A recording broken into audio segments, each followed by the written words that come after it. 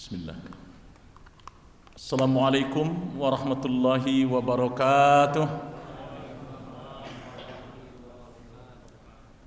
Alhamdulillahilladzi ja'ala Ramadan siyaman li ibadihil mu'minin wa ja'ala layalihi qiyaman li ibadihil mukhlasin. Segala puji bagi Allah yang telah menjadikan saum Ramadan sebagai ibadahnya, ibadah saumnya orang-orang beriman.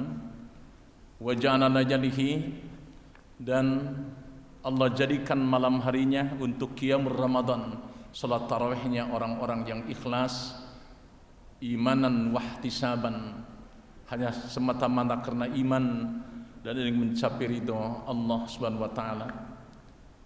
Salawat teriring salam selamanya tercurah limpahkan kepada junjungan kita, yakni Nabi besar Muhammad sallallahu alaihi wasallam, kepada keluarganya, para sahabatnya, insyaallah kepada kita sekalian umat yang tetap istiqomah menjalankan sunnahnya hingga akhir zaman. Allahumma amin.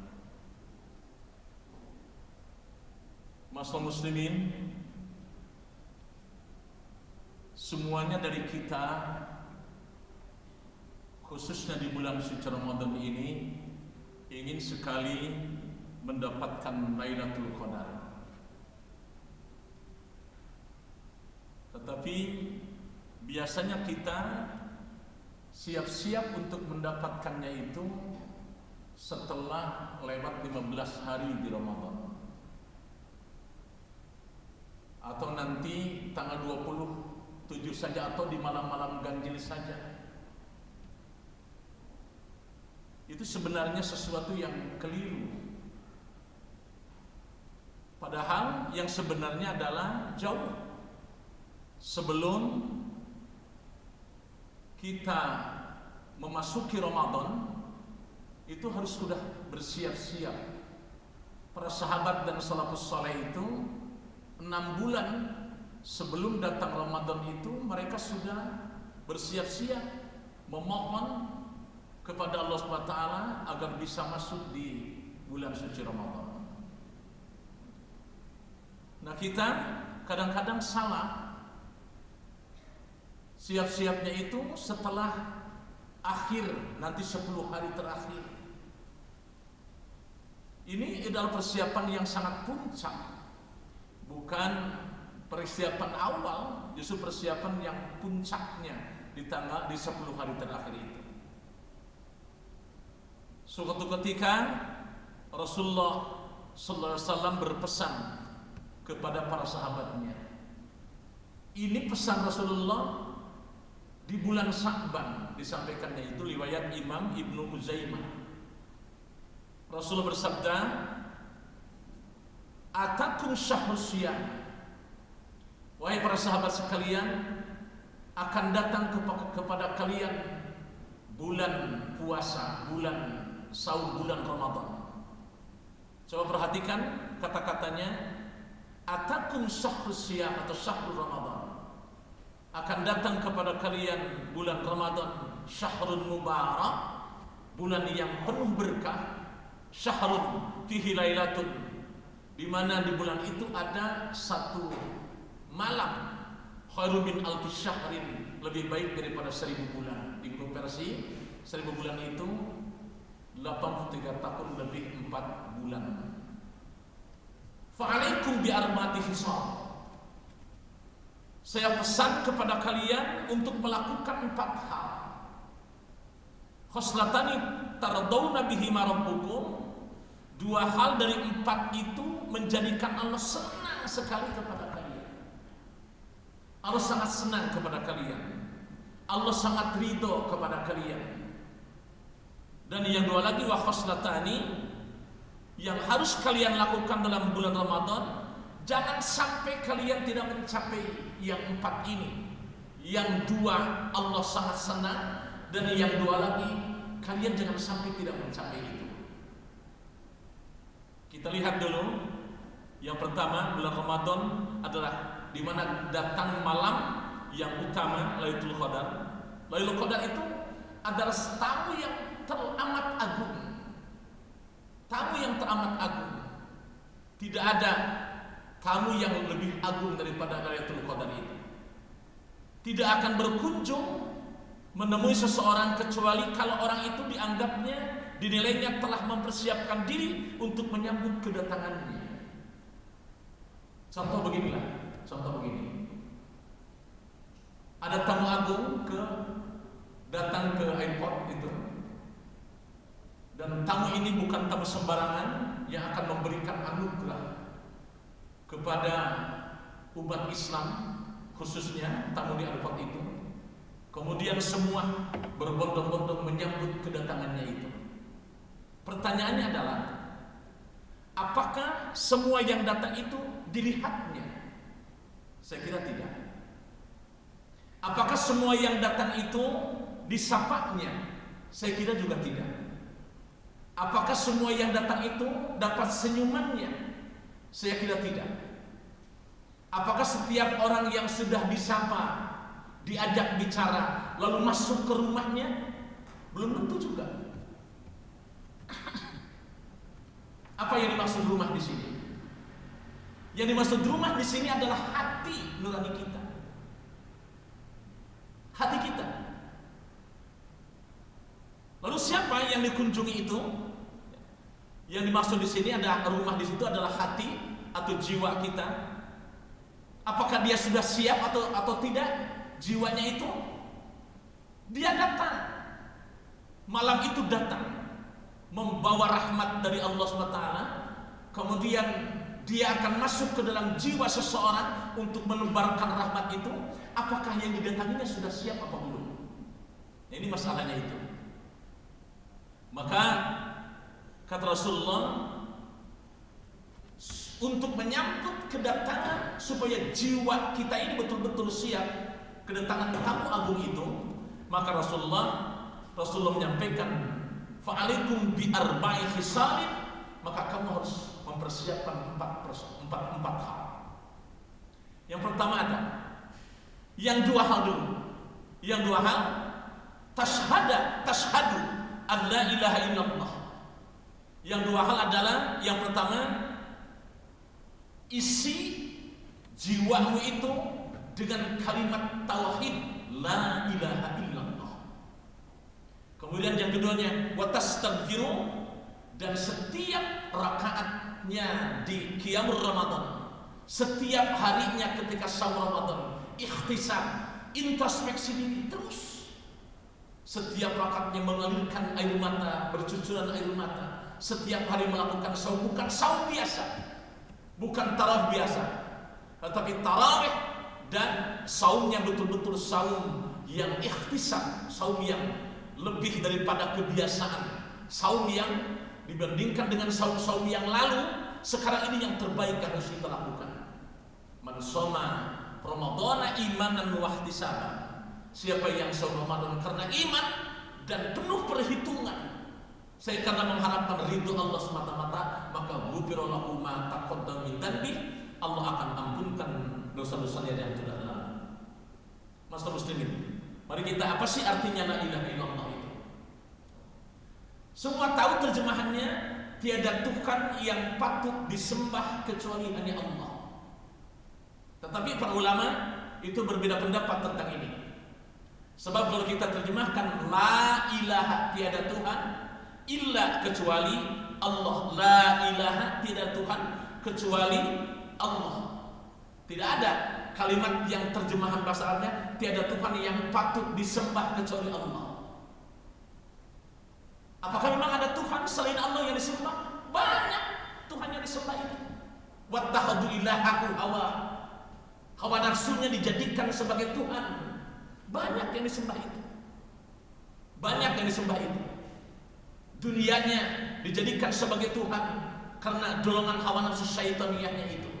Maka pantas para ulama menambahkan, tiada Tuhan yang patut disembah, tiada Tuhan yang menguasai alam semesta ini, tidak Tuhan yang menjadikan, menghidupkan, mematikan, mengurus, hanyalah Allah.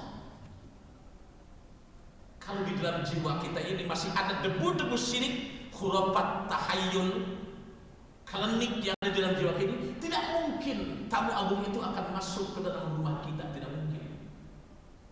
Maka yang harus tertanam pertama kali adalah kalimat la ilaha illallah. Apakah itu tauhid uluhiyah, rububiyah, asma wa sifat, harus betul-betul tercakup mendarah daging di dalam jiwa kita ini. Baru tauhid itu akan datang kepada kita. Sepanjang kita hatinya tidak bersih dari iri, dari dengki, dari sum'ah, dari takabur, apalagi ada debu-debu syirik sekecil apapun, tidak mungkin kamu akan masuk ke dalam rumah kita. Tidak mungkin. Masuk muslimin. Maka untuk itu, mari kita sama-sama pelajari tentang tauhid yang sebenar-benarnya, sehingga tidak ada pengaruh terhadap pujian seseorang, tidak ada pengaruh terhadap ejekan seseorang. Selama dia melakukan kebenaran, selama itu pula dia akan terus melakukan kebenaran itu tanpa ada tedeng alim-alim, tanpa ada pamrih dari makhluk lain kecuali hanya dari Allah SWT. Tidak ada rumput yang hijau yang mengering, tidak ada daun yang jatuh di tengah malam satu lembar pun, kecuali semua adalah atas kehendak Allah. Itulah la ilaha illallah. Maksud muslim kemudian yang kedua, hubungan dengan Allah harus baik, maka hubungan dengan manusia harus baik juga. Tidak ada gunanya sujud berpanjang-panjang, tidak ada gunanya ibadah berpanjang-panjang, tapi kalau hati manusia tersakiti, hatinya ternodai oleh akhlak kita, maka pantas diharapkan nanti disebut dengan muflis, orang yang bangkrut di hadapan Allah SWT. Dia datang dengan membawa pahala sholat, pahala puasa, pahala zakat, pahala haji, tapi sampai di sana dijegal semuanya. Kenapa? Sebab hubungan dengan manusia sangat jelek. Hubungan dengan manusia, maka sebetulnya sebelum Ramadan ini sangat pantas, sangat baik kalau kita melakukan permohonan maaf. Innamal mu'minuna ikhwatun, orang mukmin itu saudara. Fa aslihu, maka islahkan, minta maaf terlebih dahulu supaya tidak ada ganjaran untuk datang rahmat Allah itu. Yang kedua, kata Rasulullah, wa tastaghfiru. Yang kedua, istighfar, mohon ampun kepada Allah SWT. Awas jangan dianggap bahwa ucapan subhanallah, alhamdulillah, la ilaha illallah, wallahu akbar itu ucapan yang tidak seberapa pada hari Allah. Tanpa mizan, sangat berat dalam timbangan amal. Sangat mudah diucapkannya, tapi berat dalam timbangan amal. Mari kita coba bersama-sama yang sering dan tukar bersama-sama ini. Ya, jadi jangan hanya dibaca saja, tapi pahami dan masukkan ke dalam jiwa kita semua. Asyhadu an la ilaha illallah. Sama-sama.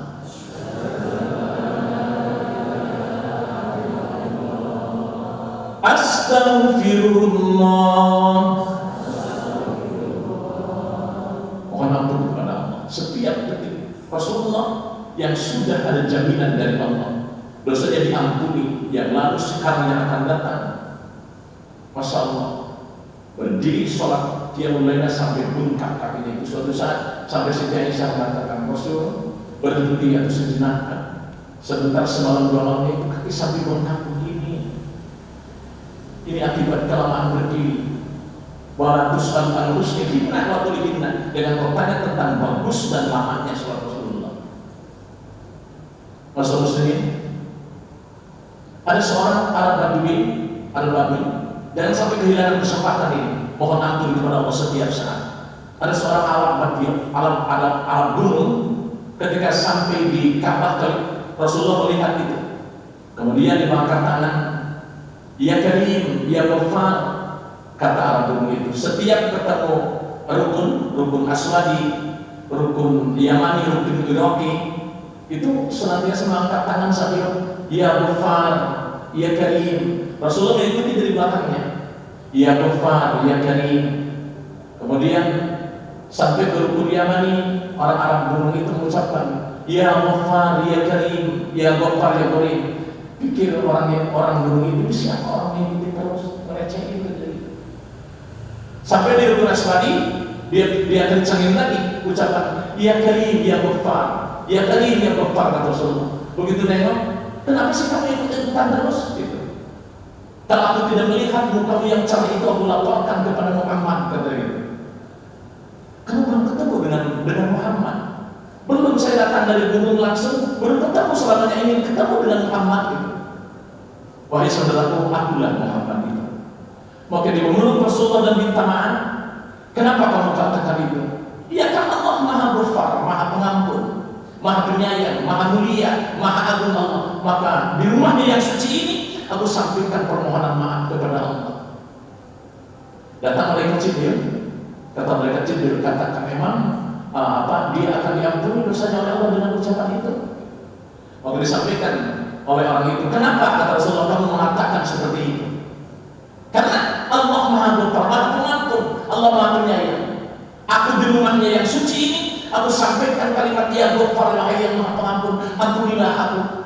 Kalau seandainya kata orang Arab itu, karena dia polos aja dia ngomong, kalau seandainya katanya Allah tidak mengampuni dosa-dosaku, maka aku akan minta pertanggungan jawab di hadapan Allah. Lah kenapa begitu kata Rasulullah? Kenapa dia namanya dirinya ya Ghafar, yang Maha Pengampun? Kenapa dia namanya dirinya ya Karim, yang Maha Mulia, ya Rahim, yang Maha Penyayang? Kenapa dia namanya itu? Kalau tidak ada, buat apa saya menyampaikan itu kalau Allah tidak pengampun, tidak penyayang? Tersenyum Rasulullah. Kemudian datang lagi malaikat Jibril menyampaikan ke Rasulullah bahwa dosa orang itu sudah diampuni oleh Allah SWT. Jadi jangan kehilangan kesempatan di Ramadan ini. Silakan mohon ampun kepada Allah SWT. Kata Rasulullah, jadidu imankum sa'atan fasa'atan. Perbaharui imanmu itu dari waktu ke waktu. Kaifa menjadi iman ya Rasulullah? Bagaimana kami bisa memperbaharui iman kami Rasulullah? Rasulullah bersabda, akthiru min qawli la ilaha illallah. Ucapkan kalimat la ilaha illallah. Kemudian selanjutnya yang dua lagi, dan ini jangan sampai tidak diraih oleh kita. Ini secepatnya saja waktunya. Jangan sampai tidak diraih oleh kita, yaitu apa? Fa'amal khoslatani latani wa ma khoslatani latani lagi dan bikun anguman fasallallahu al-jannata wa na'udzubika minan nar wa na'udzubika minan nar. Jangan sampai kamu tidak meminta ini. Sekecil apapun jangan dianggap remeh kebaikan di dalam Ramadan ini. Kenapa? Sebab kebaikan sekecil apapun bisa memasukkannya ke dalam surga-Nya Allah. Sebaliknya, jangan sampai melakukan kejahatan di Ramadan ini sekecil apapun, sebab kalau menganggap remeh dosa di Ramadan ini, sekecil apapun bisa membawanya ke api neraka.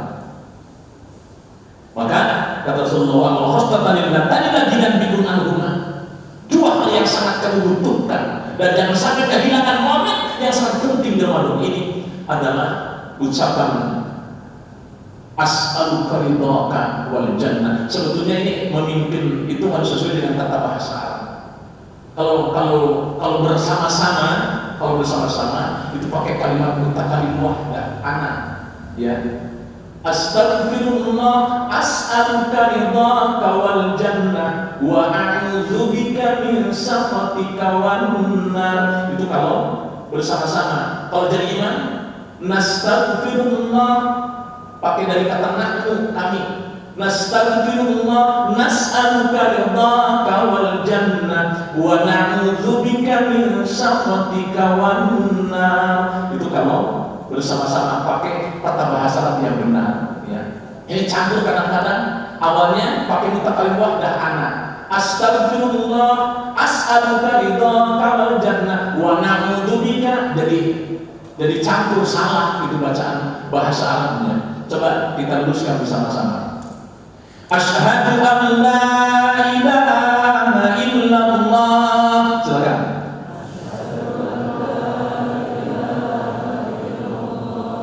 Sekarang bukan kalau memimpin bukan asal tetapi nashhadu an la kalau memimpin. Itu kalau sendirian apa? Asyhadu an la ilaha illallah. Silakan. Astaghfirullah, as'aluka ridhaka wal jannah wa a'udzubika min sakhatika wan nar. min sakhatika wan nar. Jadi kesimpulannya begini, Pak. Jadi jangan sampai yang dua hal yang terakhir ini, waduh malu kebaikannya hanya sedikit gitu kan, memberikan bukaan Ramadan hanya sedikit, sampai Rasulullah mengatakan ittaqun nar wa bisikit tamah, ittaqullah wa bisikit tamah, ya, selamatkan dirimu meskipun hanya dengan sedikit korma. Artinya kebaikan sekecil apapun jangan sampai tidak dilakukan di bulan Ramadan ini, apalagi yang besar-besar, yang kecil-kecil aja dulu. Sebaliknya, jangan sampai melakukan perbuatan maksiat sekecil apapun di bulan Ramadan ini. Kesimpulan yang pertama, menenangkan kalau ingin kedatangan tamu yang agung itu, menenangkan kebesaran Allah, menyadari kelemahan diri, bermohon kepada Allah dan melakukan kebaikan sesedikit apapun. Yang artinya, ya kan, hadis itu yang populer dengan datangnya Ramadan ini dibukanya pintu surga. Ini kebaikan ini bisa membawa kepada surga sekecil apapun. Ditutupnya pintu neraka, jangan sampai ada kejahatan sekecil apapun dilakukan di Ramadan. Dan setan-setan pun akan dibelenggu kalau kita pandai mengendalikan hawa nafsu. Jadi sekecil apapun kebaikan yang dilakukan di bulan Ramadan ini bakal menyebabkan seseorang masuk surga, karena pintu surga senantiasa terbuka. Sebaliknya, sekecil apapun kejahatan yang dilakukan bakal menyebabkan seseorang masuk neraka, sebab pintu neraka tidak akan pernah dibuka kalau melakukan kejahatan di bulan Ramadan ini. Insya Allah, mudah-mudahan Allah memberikan kekuatan iman Islam kepada kita semua, memberikan kekuatan iman Islam kepada kita semua, sehingga kita dapat menjalankan sholat Ramadan di tahun ini yang terbaik dari tahun dibandingkan dengan tahun-tahun sebelumnya. Sebab kita tidak punya jaminan dari siapapun apakah tahun depan kita akan berjumpa lagi. Dulu masih bersama dengan Pak Muhammad Yasin Jekri, duduknya ada Aceh di situ. Di belakang ada Pak Haji siapa namanya? Pak Raji Akhir. Sekarang sudah pulang ke Ramadan. Tidak ada jaminan bagi kita. Maka jadikan Ramadan muwaddah, Ramadan perpisahan di tahun ini. Saking ininya bahagia, saking ininya baik amalnya kita di Ramadan ini. Qadanallah wa yakum ajma'in. Mohon maaf atas segala kesalahan yang disampaikan pada malam hari ini. Mohon Tuhan untuk maaf yang seluas-luasnya. Billahi taufiq hidayah. Assalamualaikum warahmatullahi wabarakatuh.